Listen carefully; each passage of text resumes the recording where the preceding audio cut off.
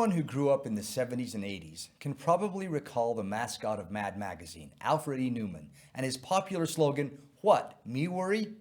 It turns out that having a devil-may-care attitude and avoiding excessive worry can actually play a huge role in promoting health and wellness. According to a number of clinical studies, worry, stress, or anxiety can actually lead to many physical health issues, such as suppression of the immune system, digestive disorders, muscle tension, short-term memory loss, premature coronary artery disease, and even heart attack.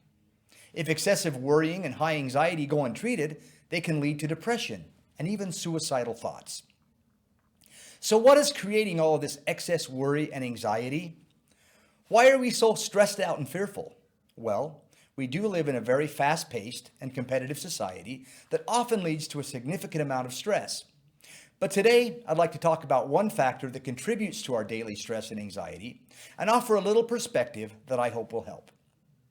Perhaps nothing contributes more to the fear and worry that is commonplace in our society than the constant bombardment of negative or alarming news delivered by a myriad of media sources.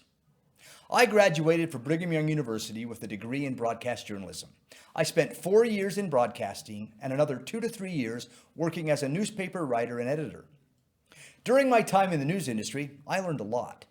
But one of the more useful things I learned was the criteria used to determine if something was newsworthy.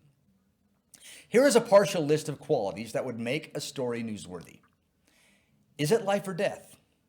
Is it in close proximity? Is it current? Is it rare? The same qualities that make a story newsworthy are the ones that will attract readers and/or viewers.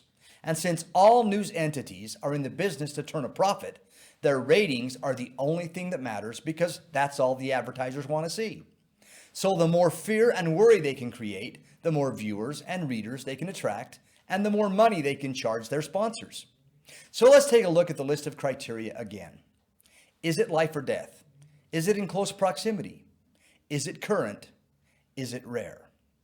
I think it's easy to see from this list why the media has recently spent so much time talking about the coronavirus. It checks all the boxes. It's life and death. It's happening in every part of the world, and it's happening now. But in order to help us gain a little perspective, let's focus on the last quality listed. Is it rare? Something that happens all the time is not considered particularly newsworthy. However, if you really stop and think about it, the percentages tell us that we should be more worried about things that happen all the time than those events that are rare occurrences. This is pretty much the conclusion that I have come to, and it has significantly improved my mental health.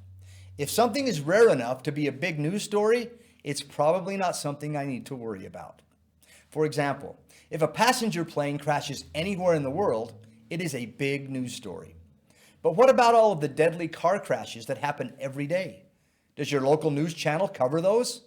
Probably not. So, am I more likely to die in a car accident or a plane crash?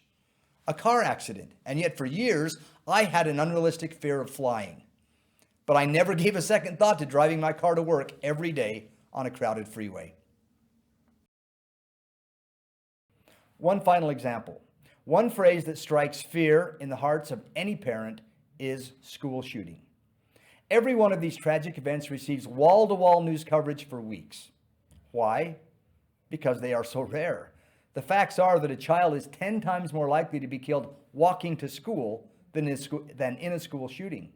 And in the past 20 years, more kids have actually died from lightning strikes than at the hands of a school shooter. So when was the last time you saw a news story about the danger of lightning strikes? In conclusion, if you find yourself worrying incessantly over something you read online or saw on a cable news channel, ask yourself, is what they're talking about really likely to happen to me or my family, or is this simply an attempt to instill fear and attract viewers? We all could do with a little less worry, as it is basically wasted energy. Like Mark Twain said, worry is like paying interest on a debt you don't even have.